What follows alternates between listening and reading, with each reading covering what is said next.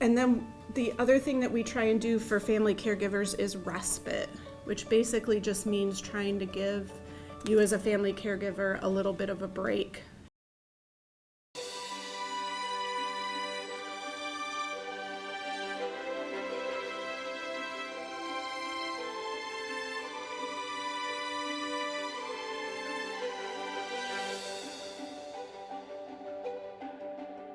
I'm Jennifer. I'm from the Area Office on Aging. So I'm going to talk a little bit about the different things the Area Office on Aging does, but I work in the Caregiver program. So most of my focus is going to be on the stuff that we do for family caregivers, because that's the program I work in.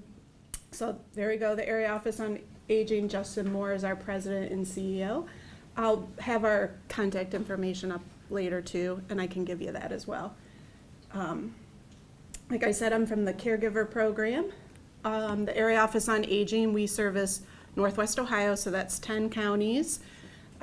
All the ones listed there: Lucas, Wood, Erie, Sandusky, Ottawa, Henry, Williams, Fulton, Defiance, and Paulding County. So if you live in any of those counties, we can help you. For the Caregiver program, you as a caregiver don't necessarily need to live in one of our counties, but the person you're caring for does.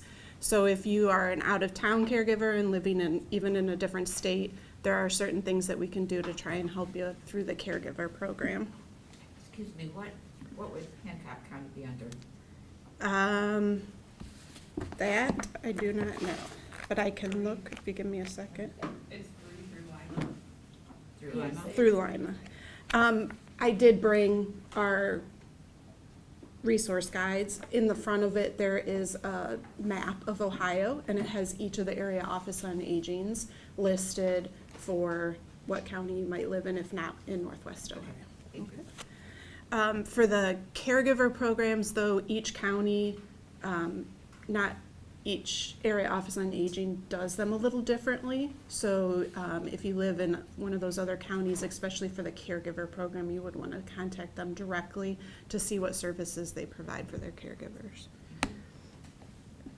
So for our caregiver program, a lot of the things that we do are that information and assistance. If all you're needing is a little bit of help, a little bit of guidance of what you're needing, we can just strictly provide you that information and assistance. We do caregiving counseling, where as a caregiver, if you're ever feeling overwhelmed with that caregiving role, we do offer counseling services at no cost to you. They're on a temporary basis, but to try and help you maybe go through some of those issues that you might present as a family caregiver. We also do educational things. As the caregiver support program, I brought some of these flyers too. Those are in the back. But we do a virtual caregiver educational series. We do that once, sometimes twice a month. The one is in the evening and one is in the afternoon, where we have different speakers speaking on different topics that all are geared towards caregiving. If you want to participate in any of those, you can do it over Zoom. We do it over Zoom, so you can use computer, smartphone, or you can just call in on a landline and listen in. Occasionally we do them in person in Lucas County and out in Henry County. But those are, even if we're doing them in person, we still do them over Zoom so you can listen. They are not recorded, so it is a live stream. So if you want to participate, you do have to participate at the time that we're offering them. And then the other thing that we try and do for family caregivers is respite, which basically just means trying to give you as a family caregiver a little bit of a break. And so we do that on a temporary basis. For the caregiver program, all the services we offer are under the Older Americans Act. We get funding at the beginning of each year. So as we use it throughout the year, when it's gone, it's gone. So we try, sometimes at the end of the year, we might not have the funding available to help. When is the end of your year? Calendar year. Yep. Okay. So January, December is when you can use it. You can use our services every year for respite for those paid services. Once a year? So for our respite, the way it works is we offer it in a couple different ways. It's an either or. You pick how you want to try and use it. So the first way we offer that respite would be doing some in-home services, where we would bring one of our contracted home care agencies in to sit with your loved one so you can get away and get a break. And so then we offer that just for a couple months out of a year for a certain amount of hours each one of those months. The thing about in-home, though, it is dependent on staffing. So unfortunately, sometimes we can't staff that because we have to use the agencies that contract with us as a program. So right now, we only have 3 home care agencies that we contract with, so sometimes that unfortunately limits what we can do there. Can you tell me who they are? Off the top of my head, we have ABC, we have First Choice, and I think the other one is Cambridge. Okay. Thank you. Yep. And then instead of doing in-home, we do offer adult day services as well as a respite. The adult day we contract with is here, actually in this building for Memory Lane, where you would bring your loved one in and have them attend the adult day so that you can get a break. Same thing with home care. It's limited as to how often we do that. It's usually 3 months, and we offer like maybe a day a week where we would help assist with the cost of that so that you could bring your loved one here and give yourself a break. The adult day is a great way for not only you as a caregiver, but the person you're caring for to have them come and spend the day and do some activities and get out of the house themselves. But as a caregiver, that gives you a whole day to do whatever those things that you aren't able to do, doctor's appointments, whatever that might be, just going to a park and sitting, whatever you want. So the only agency that we contract with for adult day is Memory Lane. They have an office here in Bowling Green, and then they have one in Lucas County on Reynolds Road. So depending on where you're living at, would depend on which one of those facilities you would go to. So the last way we provide respite through the caregiver program would be a respite stay at a facility.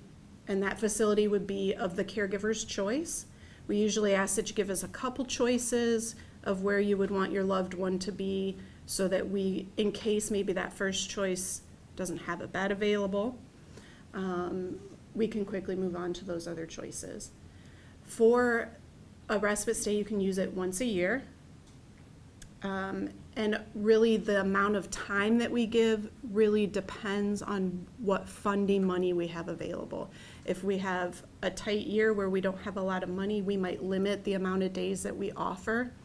If we have more money to use, a lot of times we'll do up to 11 days. So when you have other programs going on with that 11 days, if you have agencies, we do have a lot of I'm going to use the word facility, I'm sorry, that do have time limits. Like if they won't do anything less than 12 days, 14 days, 5 days sometimes we'll come across. But so a lot of times what we'll do is if you want to go to a facility that has those times, we might pay up to a certain amount of days, and then if you want them to stay those remaining days, you would pay privately directly to the facility for those extra days. If we have hospice involved, a lot of times what we'll do is we will ask them to do, because usually they'll do like a 5-day stay at a facility, so we'll ask them to do the first 5 days you might need, and then we'll pick up the rest of those days. Like say if you're going out of town and you need 10 days, that way you can use 5 of hospice's days, 5 of our days, and then you have 5 more or maybe 6 more of our days left that you can use later in the year and combine it again with hospice so that you can get more of a longer stay in case you need to go out of town, or maybe you're having your own health issues and you need your loved one to be somewhere while you address those. How far in advance do you have to let you know, and do we call you? So for our program, it as a federal program, you do have to apply for our program. There's an application process that you have to fill out an application, and then we come out and meet with you and do a home visit. So that can take a little bit of time, just getting the application and getting those appointments set up. But once you are in our program and we've done those things, usually we need about 2 weeks' notice, okay? And that would be the same way as if you used it 1 year and you want to use it the next year. We don't necessarily, you don't have to fill another application out. We don't have to come back out and meet with you. We just would need maybe a quick update over the phone and then getting those things set up.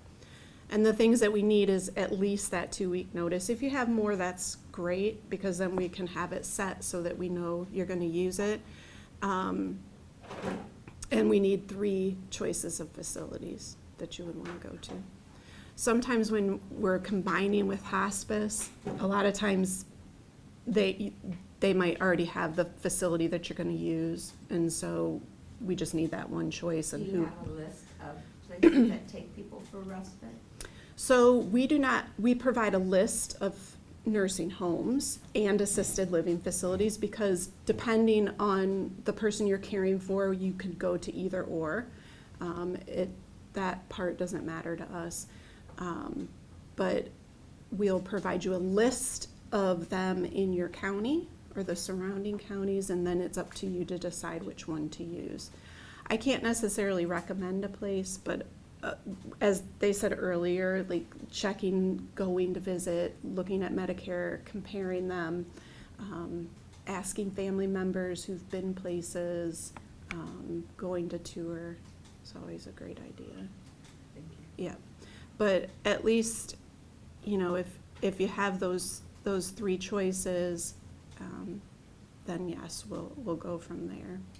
Do you, whenever someone applies on the Area Office on Aging website or whatever the application process, does it always require a home visit first, really, to get to know the patient and the family?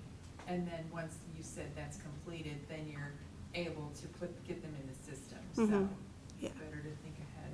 Yes, yeah, even if you don't, especially for the caregiver program, maybe not for some of our other programs, you wouldn't be able to do that. Sure. But for the caregiver program, yes. If you are a caregiver and you think maybe not this year, but maybe next year you might want to use something, it's always a great idea to just do the application, get the home visit and all that stuff out of the way, so that all you do need to do is call and say, this is what I want and this is what I'm needing, so that you don't have to take the maybe a month or 2 that it's going to take for us to do the application and come out and meet with you. Gotcha. Yeah.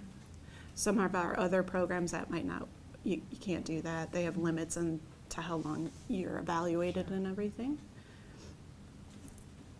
Any other questions on that part? Okay.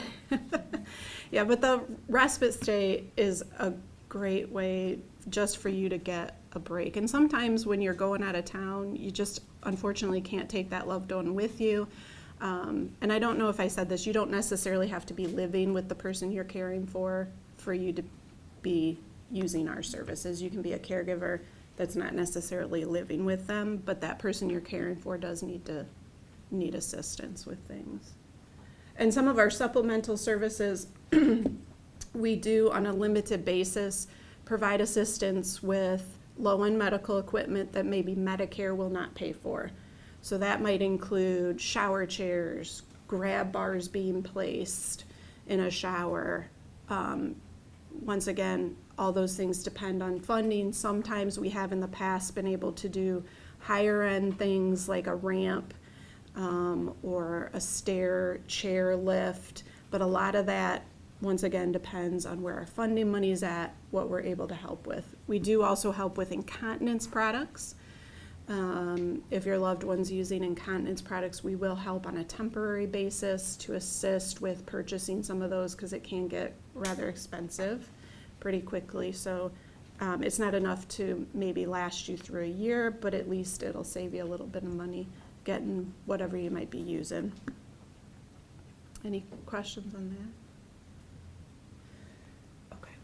So I kind of touched on this already, but our eligibility population, as a caregiver, you can be of any age as long as you're caring for an older adult. That would be 60 or older, that's frail, that's needing assistance with some of their daily tasks of living, like bathing or dressing or toileting, some of those like finances, medications, those kinds of things. The only time that the age might not matter for us would be is if there's some type of cognitive disorder going on, like an Alzheimer's or a dementia, where there's memory loss going on. That can be at any age, because unfortunately we do have some of those early diagnoses where people are suffering some of those things at a younger age. So we will step in and help for that type of thing as well. Oh, I already talked about that. That's our educational series, and there's flyers back there. A lot of times, you know, if a topic's not to your interest, you can just email me or Tracy. Tracy's the other lady that does what I do, and we would just send you the link as to whichever one you want to attend to. So that's pretty much for the caregiver department. Does anybody have any questions about any caregiving specific questions? Okay. So some of the other things at the Area Office on Aging that we do, we have our Aging and Disability Resource Network, our ADRN department. They're our first call center where you might go directly when you're calling the Area Office on Aging for the first time. They're kind of like our resource center where they're gonna, if you have questions or just need information mailed out to you, they'll kind of address those needs with you. They also set up appointments for our passport programs and some of our other programs at the Area Office on Aging. And they also do our long-term care consultations, which any person of any age can have one of our long-term care consultations. It's just basically a resource appointment where they'll come send a social worker out and just provide some of those resources that are in your area, or if you have questions about those things, and they'll bring them out and make referrals from there as needed for you. I kept this in there. The Area Office on Aging does not do the senior farmers market coupons anymore. We assist with it. It's actually done by the Ohio Department of Aging now. But I kept that in there because just to make sure, y'all, if you're eligible for that, that you're applying for those at the senior farmers markets, you get coupons to use at some of the senior farmers markets. It's a good way to get some great fruits and veggies. Helps you. Financial criteria? Yes, there is financial criteria. On here, that homegrown benefits is the link, but if you need it, I can provide you the actual website for the Ohio Department of Aging, where you have to fill the application out. It'll take you directly to the application. You just fill it out online. Last year was the first year they're all online. This year it will be all online. You have to do the application online, and they used to be, you know, just paper coupons, but now it's like a little card, like a little credit card that they load up, and you'll get that, and then they'll use that every year for you to reload it. But you do have to fill out the application every year for those. What is the age? 60. 60? Mhm.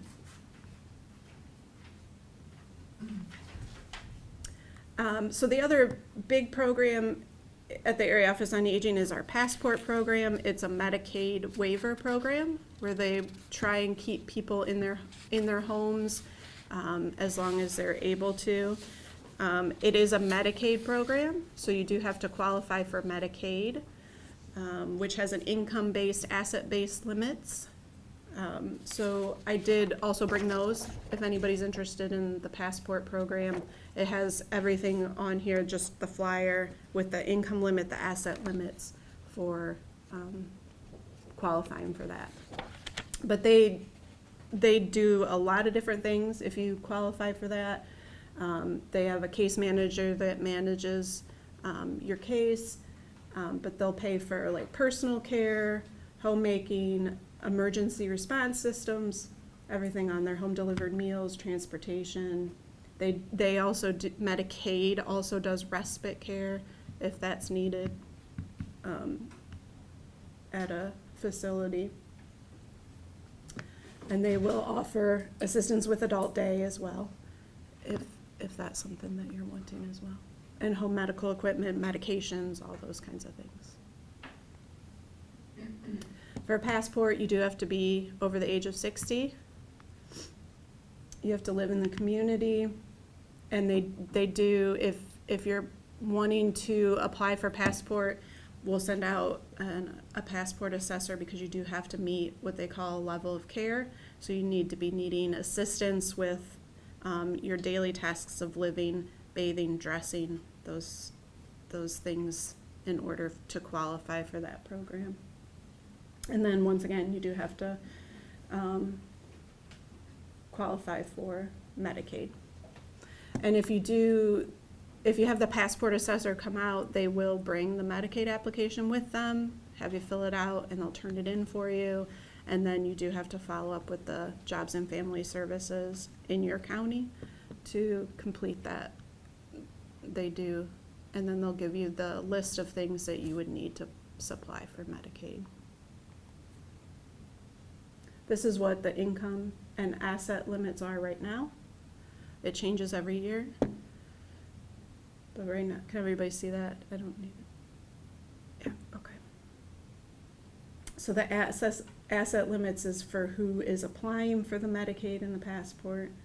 The asset limit that's just for a spouse.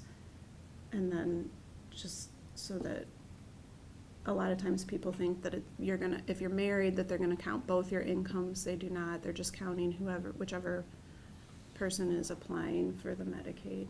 Unless you both are, and then they're gonna look at both of them. Jennifer, is it clear on the Medicaid, I haven't seen a Medicaid application in a couple years. Is it clear what type of Medicaid you're applying for when you fill out a Medicaid application? That I do not know, because working in the caregiver program, we are not a Medicaid program. We don't take Medicaid, so I don't work with Medicaid, but in the past, the last time I saw a Medicaid application, it's a checkbox at the top of it where you have to check which one you're applying for. I think that's where a lot of people get really hung up, because there's, traditional Medicaid that Right. is just your income based Mhm. and all of that, which the limits. I was gonna say, this is for, $800, yes, something this like is that. for this is for, Yeah. if you're applying for just Medicaid itself, Yeah. the income So is that's much not it. lower. Yeah. Yeah, that is not But then what it there's would like be. long-term care, nursing home, Right. Medicaid, there's all those different, I always instructed people, if they were filling out an application, yes, that part at the top, but there's also a section somewhere on that first page, I think, that says, does the person applying need in-home or nursing home care? I said, you have to check that yes, because if not, they're gonna think you're applying for regular, Yes. traditional Medicaid. You're Yeah. correct. Yeah. Yeah. Okay. And so a lot of times with that, if you are planning to apply for passport, that's the sole reason why you want to apply for Medicaid, I would encourage you to have the passport assessment first. Call the area office on aging, get a passport assessment scheduled, because like I said, that assessor will bring the application out with you, have you fill it out while they're there, and turn it in for you. So when we're filling them out, there shouldn't be any doubt what you're applying for, it's but also yeah. confusing forms. Uh-huh. There's a lot to them, and Yeah, you have the opportunity to have someone sit there and help you while you do it. That's correct, yeah. Amazing. Yeah. Sometimes it's hard to get people to ask for help. So yeah, just if you have like a parent that's caring for their spouse, and a lot of times I would say, getting our information and bringing it to the house, and then getting it again and bringing it to the house. A lot of times for the caregiver program, just having them call us with questions, because for us, the consumer for the caregiver program is strictly the caregiver, not the person you're caring for. So everything we're going to do is to try and help that caregiver. So sometimes approaching it as that, it's for you to try and get some relief. But yeah, it can be difficult because sometimes you don't see yourself as a caregiver.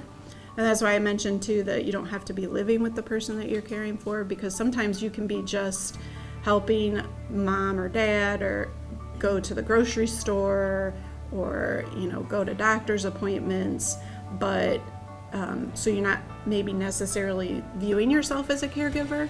However, if you go out of town, they can't last that week alone while you're gone. So kind of rethinking about what things you're doing, and yes, those things might not trigger in your mind as being caregiving, but they are. Thank you.